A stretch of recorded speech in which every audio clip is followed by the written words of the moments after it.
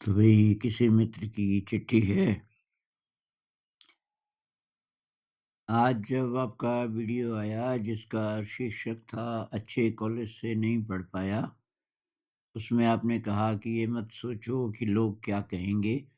क्योंकि अगर आप यही सोचते रहेंगे तो आपका ध्यान हमेशा दूसरों पर ही रहेगा और आप खुद को नहीं देख पाएंगे। लोग क्या सोचेंगे, अतीत की बातें और भविष्य की चिंता, इन सब में सिर्फ समय और वर्तमान ही खराब होता है। मैं ये भी समझता हूँ कि मुझे वर्तमान में जीना चाहिए और खुद पर ध्यान देना चाहिए, लेकिन इसके बावजूद भी मेरा मन बार-बार उसी तरफ चला जाता है। मैं वर्तमान में जीना चाहता हूँ, बिना लोगों की सोच की परवाह किए और बिना भविष्य की चिंता के। कृपया इस पर मेरा मार्गदर्शन करें।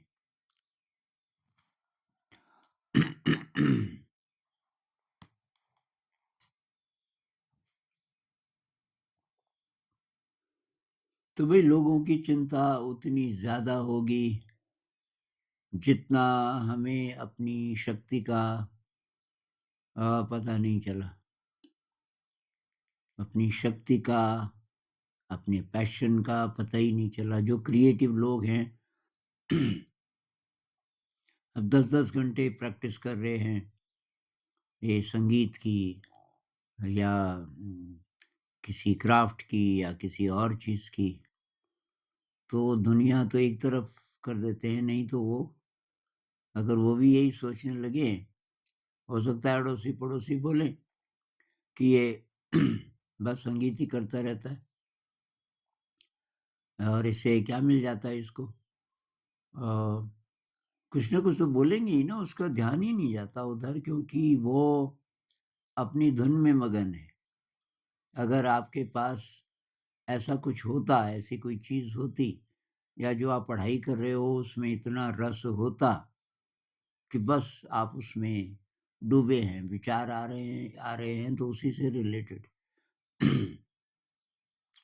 तो तब दुनिया की आप परवाह ही ना करते। जैसे वो मीरा के बारे में नहीं बोलते, लोग कहें मेरा भई रे बावरी, मीरा को पता है कि लोग मुझे पागल कहते हैं, और सास कहे कुल नाशी रे, बहुत टॉक्सिक माहौल है उसके लिए तो वहाँ। क्योंकि सास कहती है हमारे कुल का नाश कर दिया इसने, हमारा नाम गंदा कर दिया खानदान का, राजसी खानदान का। और मीरा को कोई परवाह नहीं कि दुनिया क्या कह रही है। तो रामानुजन का केस ले लो। चलो मीरा तो बहुत अभी पहले की हो गई, हमारे समय का और संसार का ग्रेटेस्ट मैथमेटिशियन, जिनके मेरे ख्याल से एग्ज़ैक्ट नंबर मुझे याद नहीं, पर 100 से भी ज़्यादा कुछ ऐसे थ्योरम्स हैं, जो अभी तक कोई मैथमेटिशियन सॉल्व नहीं कर पाया संसार का। अभी कोई कुछ समय पहले कोई थ्योरम थोड़ा समझ आया किसी को, तो पता चला कि ब्लैक होल्स के बारे में उस थ्योरम की मदद से अ, आप पता कर सकते हो। मतलब बहुत ज़्यादा एडवांस्ड कुछ-कुछ चीज़ें हैं। रामानुजन कहते थे कि ब्रह्मांड के जो सीक्रेट हैं वो गणित के थ्योरम्स में छुपे हैं।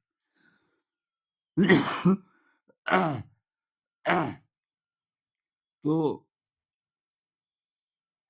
वो बचपन से ही मेरे ख्याल से 8-10 साल का रहा होगा तभी से, ये सारंगपाणी टेम्पल था, मंदिर, और माँ वहाँ गाती थी मंदिर में, और उसके मंदिर के प्रांगण में, आँगन में बहुत शानदार पत्थर बिछे हुए हैं।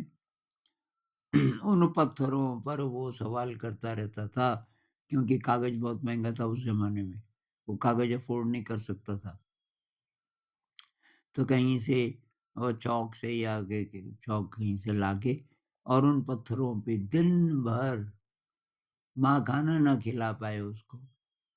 वो खाना लाए और उसको फिर भी ख़्याल ही ना आए खाने का। इतना लॉस्ट। तो आप सोचते हो कि आने-जाने वाले तारीफ़ करते होंगे? कहते होंगे यार ये पागल ये लिखता ही रहता है, बिना मतलब। तो दुनिया तो कुछ न कुछ बोलेगी, आप पर फ़र्क तब पड़ेगा जब आप भी अपनी नज़र में अभी पूरे नहीं हो। जब आपके अंदर अधूरापन है, जब आपको अपनी दिशा का सही पता नहीं है, तब फ़र्क पड़ता है कि भई लोग क्या कहेंगे? और उस चक्कर में सब गड़बड़ होती रहती है। इस बात को कई-कई ढंग से बोला गया है। एक वो कहानी भी है ना कि गधा था और एक माँ बेट वो एक एक लड़का और उसके पिताजी, लड़का मतलब छोटा बच्चा ही रहा होगा और उसके पिताजी गधे को लेके कहीं जा रहे थे। कहीं दूर जाना होगा, तो वो गधे पे बैठा हुआ नहीं था, ना तो पिताजी थे, ना बेटा था कि भई अब अभी पैदल चल रहे थे, क्यों गधे को परेशान करें। अब लोग मिले रास्ते में, लोग कहने लगे, "अरे! ये तो गधा है ही पर ये भी गधे हैं दोनों।" अरे! ये सवारी वाला जानवर है, इसमें तो बैठना चाहिए।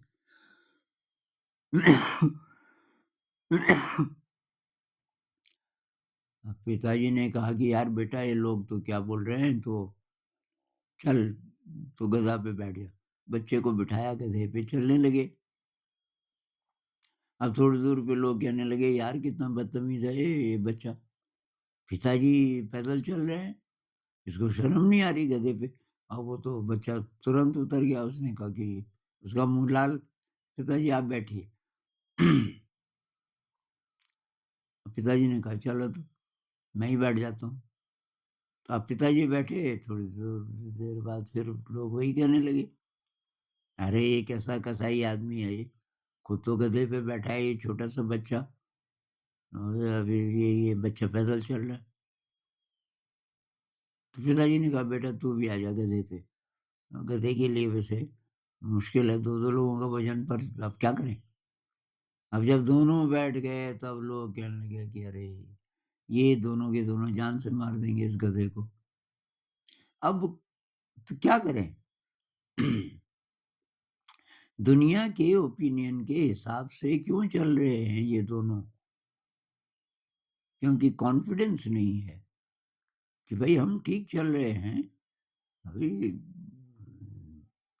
हमारा मन कर रहा है चलने का, गधे को क्यों परेशान करें? बैठेंगे तो देखेंगे जब ज़रूरत पड़ेगी। लेकिन नहीं, वो दुनिया ने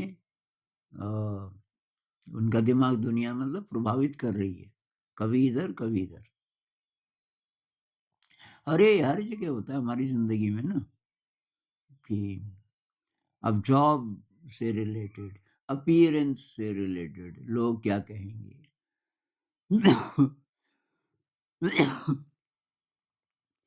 कपड़ों से रिलेटेड, साजो-सामान से रिलेटेड।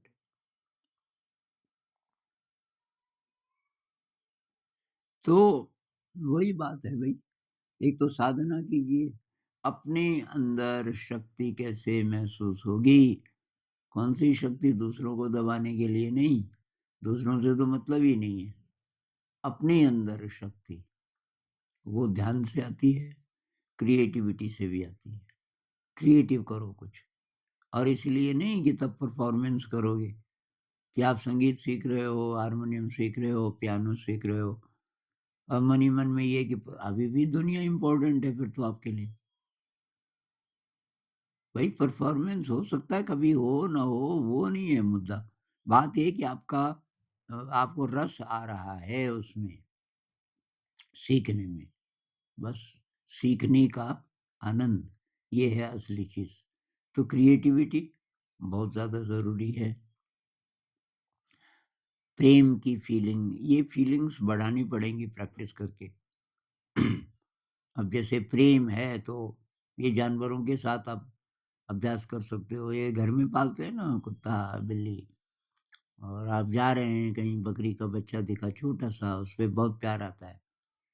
ये प्रेम की आपकी, अब आपने सड़क के किनारे देखा एक कुत्ते का बच्चा रो रहा है। हाँ, और वो इसलिए रहा है कि हल्का-सा घायल हो गया। किसी साइकिल वाले ने टक्कर मार दी उसको। वो चिल्ला रहा है तो आप उसको लेकर, आपको उसके प्रति करुणा आई। आपने उसको उठाया गोद में और वहाँ ले गए, हॉस्पिटल ले गए। तो ये प्रैक्टिस है प्रेम की, और देने का भाव, सेवा का भाव, इसकी प्रैक्टिस करनी पड़ेगी। इसमें आप पावरफुल बनते हैं। अब जब आप सेवा करना चाहते हैं तो हम ये बोलते हैं कि लोग क्या कहेंगे? तो अच्छा लगता हो तो आपको। तो भई अंदर से शक्तिशाली बनिए, क्रिएटिविटी बढ़ाइए। आप जो अपीयरेंस है कि मैं मेरे को मतलब अच्छा मानेंगे दुनिया वाले कि नहीं मानेंगे, कोई मेरे पे हँस तो नहीं रहा, कोई मेरे को जज तो नहीं कर रहा, ये सब इसलिए आता है, आपको अपने में शक्ति ही नज़र नहीं आती, सुंदरता ही नज़र नहीं आती। ये कॉन्फिडेंस कि मैं जैसा हूँ, मैं ठीक-ठाक हूँ, और ये तब आता है जब अंदर वो अलग प्रकार की शक्ति आपकी बढ़ने लगती है, जो ध्यान से प्राप्त होती है और क्रिएटिविटी से। तो भई ध्यान, क्रिएटिविटी, अब बोर हो के, मर-मर के तो नहीं पढ़ाई कर रहे हो। वो करोगे तो सारा कॉन्फिडेंस उससे भी खत्म होता है।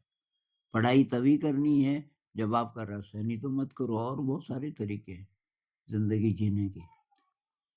और अगर आप थोड़ा रिसर्च करोगे, मेरे ख्याल से तो 90% लोग ऐसे मिलेंगे आपको जिन्होंने डिग्री ली किसी और चीज़ की और अब काम कर रहे हैं कुछ और, क्योंकि उस लाइन में कुछ जॉब मिला नहीं।